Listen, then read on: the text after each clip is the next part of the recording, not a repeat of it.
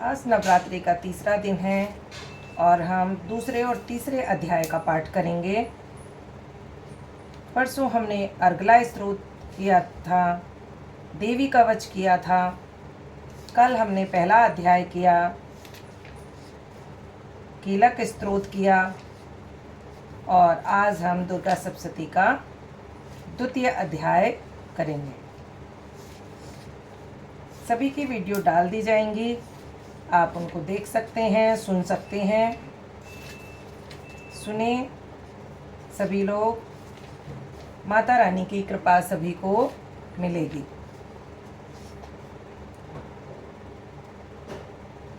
जय माता दी।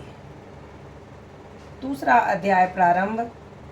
श्री दुर्गाय नमः। श्री दुर्गा सप्तशती दूसरा अध्याय प्रारंभ। पहले अध्याय में हमने मधु और कैटव का वध सुना। दूसरे राजा सुरथ और वैश्य की कथा थी उसमें कि कैसे उनके स्त्री पुरुषों ने उनको घर से बाहर निकाल दिया, राजा को उनकी प्रजा ने कैसे राजपाट से अलग कर दिया, उसी विषय में बताया गया पहले अध्याय में। अब द्वितीय अध्याय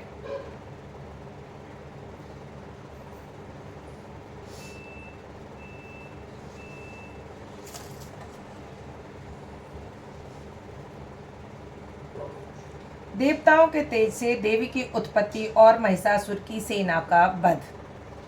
दूसरे अध्याय का शीर्षक है देवताओं के तेज से देवी कैसे उत्पन्न हुई और उन्होंने कैसे महिषासुर का वध किया। सुनेंगे सभी ध्यान से।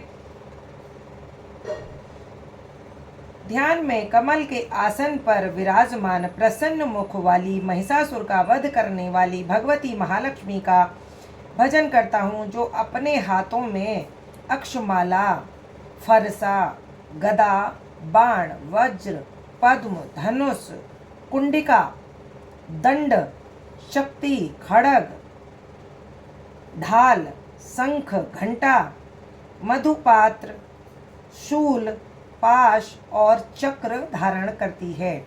ये देवी के अस्त्र और शस्त्र हैं। इसमें बताया गया है इस पाठ के माध्यम से कि देवी किस तरह से उन अस्त्र शस्त्रों को लेकर पैदा हुई थी जिससे उन्होंने महिषासुर का वध किया था। आगे की कथा सुनेंगे। ऋषि बोले, पूर्व काल में देवताओं और असुरों में पूरे 100 साल तक संग्राम हुआ था। उसमें असुरों का सेनापति महिषासुर था और देवताओं के नायक इंद्र थे। उस युद्ध से देवताओं की सेना महाबली असुरों से पराजित हो गई। संपूर्ण देवताओं को जीतकर महिषासुर इंद्र बन बैठा।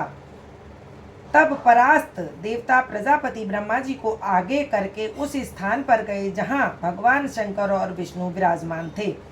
देवताओं ने महिषासुर के पराक्रम तथा अपनी पराजय का पूर्ण वृत्तांत उन दोनों देवेश्वरों से विस्तार पूर्वक सुनाया। वो बोले, भगवान, महिषासुर सूर्य, इंद्र, अग्नि, यम, वरुण, वायु, चंद्रमा तथा अन्य देवताओं के भी अधिकार छीनकर स्वयं ही सबका अधिष्ठाता बन बैठा है।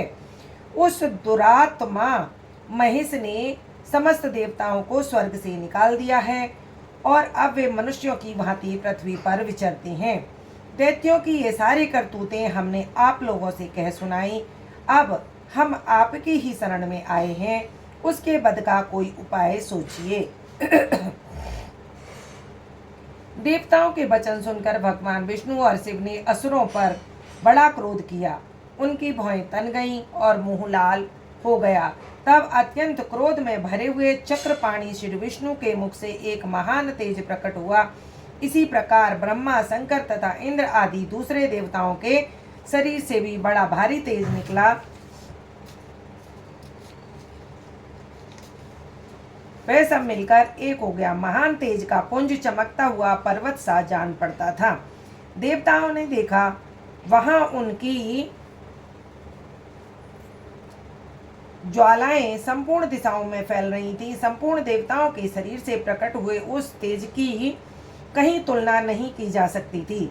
एकत्र होने पर वह एक नारी के रूप में परिणत हो गया और अपने प्रकाश से तीनों लोकों से व्याप्त जान पड़ा।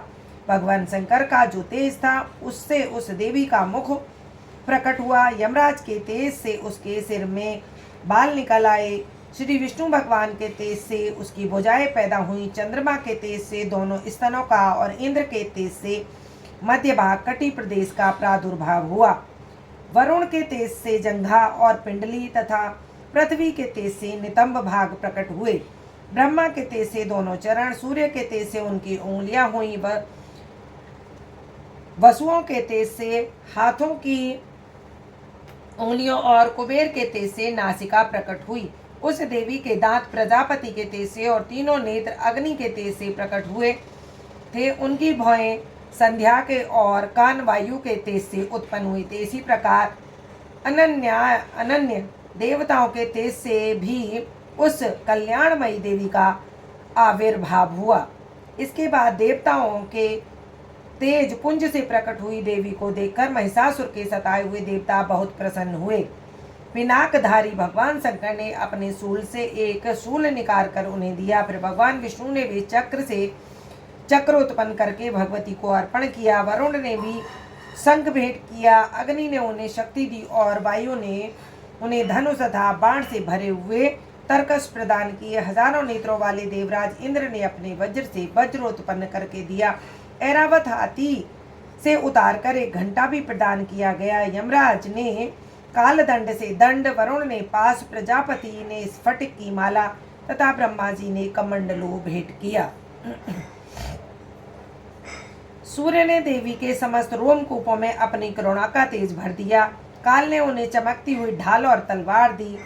क्षीर समुद्र ने उज्जवल हार तथा कभी न फटने वाले 2 दिव्य वस्त्र दिए। साथ ही उन्होंने दिव्य चूड़ामणि, 2 कुंडल, कड़े, अर्धचंद्र, सब बाहुओं के लिए कैयूर, दोनों चरणों के लिए निर्मल नुपुर, गले की सुंदर हसली, सब उंगलियों में धारण करने के लिए रत्नों की बनी अंगूठियां भी दी गईं। विश्वकर्मा ने उन्हें अत्यंत निर्मल फरसा भी भेंट किया।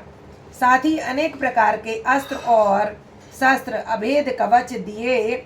इसके सिवाय मस्तक और वक्ष स्थल पर धारण करने के लिए कभी न कुम्हलाने वाले कमलों की माला दी। समुद्र ने उन्हें सुंदर कमल का फूल भेंट किया। हिमालय ने सवारी के लिए सिंह तथा भांति भांति के रत्न अर्पित किए। कोषपाल कुबेर ने मधु से भरा पान पात्र दिया तथा संपूर्ण नागों के राजा शेष ने, जो इस पृथ्वी को धारण करते हैं, उन्हें बहुमूल्य मणियों से विभूषित नागहार भेंट किया। इसी प्रकार अन्य देवताओं ने भी आभूषण और अस्त्र शस्त्र देकर देवी को सम्मानित किया।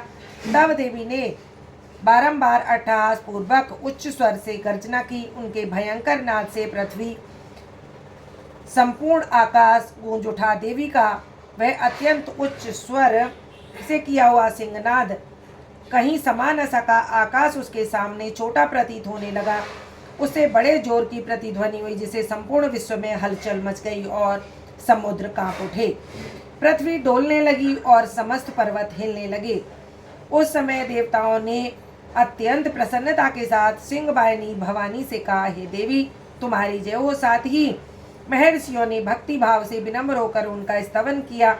संपूर्ण त्रिलोकी को शुभ देख असुर गण अपनी समस्त सेना को कवच आदि से सुसज्जित कर हाथों में हथियार ले सहसा उठकर खड़े हुए। उस समय महिषासुर ने बड़े क्रोध में आकर कहा, ओ यह क्या हो रहा है? फिर वे संपूर्ण दैत्यों से सिर घिर कर उस सिंहनाद की ओर लक्ष्य करके दौड़ा और आगे पहुंच उसने देवी को देखा, जो अपनी प्रभा से तीनों लोकों को प्रकाशित कर रही थी। उसके चरणों के भार से पृथ्वी दबी जा रही थी।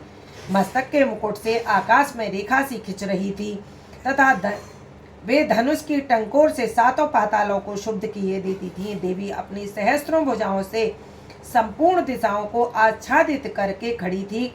तदनंतर उसके साथ दैत्यों का युद्ध छिड़ गया। नाना प्रकार के अस्त्र शस्त्रों के सहारों और प्रहारों से संपूर्ण दिशाएं चमकने लगी। चिक्षुर नामक एक असुर महिषासुर का सेनापति था। वह देवी के साथ युद्ध करने लगा। अन्य दैत्यों की चतुरंगणी सेना साथ लेकर चामर भी लड़ने लगा। 60,000 रथियों के साथ आकर उदग्र नामक महादैत्य ने भी लोहा लिया। 1 करोड़ रथियों को साथ लेकर महाहनु नामक दैत्य भी युद्ध करने लगा। तलवार के समान तीखों रोओं तथा असुलोमा नाम का महादैत्य 5 करोड़ रथी सैनिकों सहित युद्ध में आ डटा। 60 लाख रथियों से घिरा हुआ वाशकल नामक दैत्य भी युद्ध में लड़ने लगा। हाथी सवारों और घुड़सवारों के अनेक दलों से घिरा हुआ तथा 1 करोड़ रथियों की सेना लेकर युद्ध करने लगा। विडाल नामक असुर 5 अरब रथियों से घिरकर लोहा लेने लगा। इसके अतिरिक्त और भी हजारों दैत्य रथ, हाथी और घोड़ों की सेना साथ लेकर वही देवी के साथ युद्ध करने लगे। स्वयं महिषासुर उस रणभूमि में कोटि कोटि सहस्त्र रथ, हाथी और घोड़ों की सेना से घिरा हुआ खड़ा था। वे दैत्य देवी के साथ तोमर, मूसल, खड्ग, भिंदीपाल, शक्ति, परुष और पट्टिस आदि अस्त्र शस्त्रों का प्रहार करते हुए युद्ध कर रहे थे। कुछ दैत्यों ने उन पर शक्ति से प्रहार किया तो कुछ ने पास फेंके तथा कुछ दैत्यों ने खड्ग प्रहार करके देवी को मार डालने का उद्योग किया। देवी भी क्रोध में भरकर खिलवाड़ में ही अपने अस्त्र शस्त्रों की वर्षा करके दैत्यों के वे समस्त अस्त्र शस्त्र काट डाले। उनके मुखों पर परिश्रम या थकान का रंच मात्र भी चिन्ह नहीं था। देवता और ऋषि उनकी स्तुति कर रहे थे और भगवती परमेश्वरी दैत्यों के शरीर पर अस्त्र शस्त्रों की वर्षा कर रही थी। देवी का वाहन सिंह भी क्रोध में भरकर ग्रीवा को ब्यालों को हिलाता हुआ असुरों की सेना में इस प्रकार विचरण करने लगा मानो वनों में दावानल फैल रहा हो। रणभूमि में दैत्यों के साथ युद्ध करती हुई अंबिका देवी ने जितने निश्वास छोड़े थे सभी तत्काल सैकड़ों हजारों गढ़ों के रूप में परिवर्तित हो गए और परुष, भिंदीपाल, खड्ग तथा पट्टिस आदि अस्त्रों शस्त्रों द्वारा असुरों का सामना करने लगे। देवी की शक्ति से बड़े हुए वे गण असुरों का नाश करते हुए नगाड़ा और शंख आदि बजाने लगे। उस संग्राम महोत्सव में कितने ही मृदंग बज रहे थे। तदनंतर देवी ने त्रिशूल से, गदा से, शक्ति की वर्षा से तथा खड्ग आदि से सैकड़ों महादैत्यों का विनाश कर डाला। कितनों को घंटों की भयंकर नाद से बेहोश कर मार गिराया। बहुतेरे दैत्यों को पास से बांधकर छाती पर बांधकर घसीटा। कितने ही दैत्य उनकी तीक्ष्ण तलवार की धार से टुकड़े टुकड़े हो गए। कितने ही गदा की चोट से घायल होकर धरती पर गिर गए। कितने ही मूसल की मार से अत्यंत घायल होकर रक्त बमन करने लगे। कुछ दैत्य शूल की मार से छाती फट जाने के कारण पृथ्वी पर ढेर हो गए। उस युद्ध भूमि में बाण समूह की वर्षा कितने ही असुरों की कमर टूट गई। बाज की तरह झपट्टा मारने वाले दैत्यगण अपने प्राणों के से हाथ धोने लगे। किन्हीं की बाहें छिन्न भिन्न हो गईं, कितनों की गर्दनें कट गईं, कितने ही दैत्यों के मस्तक कट कट कर गिरने लगे। कुछ लोगों के शरीर के मध्य भाग विदीर्ण हो गए। कितने ही महादैत्य जांघें कट जाने से पृथ्वी पर गिर पड़े। कितने ही को देवी ने एक पांव, एक पैर और एक नेत्र वाले करके 2 टुकड़ों में चीर डाला। कितने ही दैत्य मस्तक कट जाने पर भी गिरकर फिर उठ जाते, केवल धड़ के ही रूप में अच्छे अच्छे हथियार लेकर देवी के साथ लड़ाई करने लगे। दूसरे धड़ युद्ध के बाजों की लय पर नाच रहे थे। कितने ही बिना सिर के धड़, हाथों में तलवार, शक्ति और सृष्टि लिए दौड़ते तथा दूसरे महादैत्य ठहरो ठहरो कहते हुए देवी को युद्ध के लिए ललकारते। जहाँ घोर संग्राम हुआ था वहाँ की धरती पर देवी के गिराए हुए रथ, हाथी, घोड़ों और असुरों के शरीर से इतनी अधिक मात्रा में रक्त बह रहा था कि थोड़ी ही देर में वहाँ खून की नदियां बहने लगी। जगदम्बा ने असुरों की विशाल सेना को क्षण भर में नष्ट कर दिया। ठीक उसी तरह जैसे तृण और काष्ठ के भारी ढेर को आग कुछ ही क्षणों में भस्म कर देती है।